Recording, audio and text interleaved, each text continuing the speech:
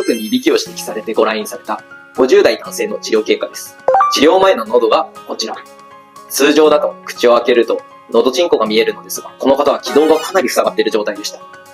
そしてこちらがパルスサーミア3回目の喉になります。これくらい綺麗に引き上がりました。軟口蓋が引き上がっているの分かりますね。こちらの患者様は治療初期から効果を実感されていて、ご家族からもいびきが小さくなったと言っております。そしてこちらがパルスサーミア4回目。より気道は広がりましたが、初回が重症の人ほど症状は残りやすいです。まだ狭い部分もあるため、さらなる改善のために回数を重ねていくのが良いですね。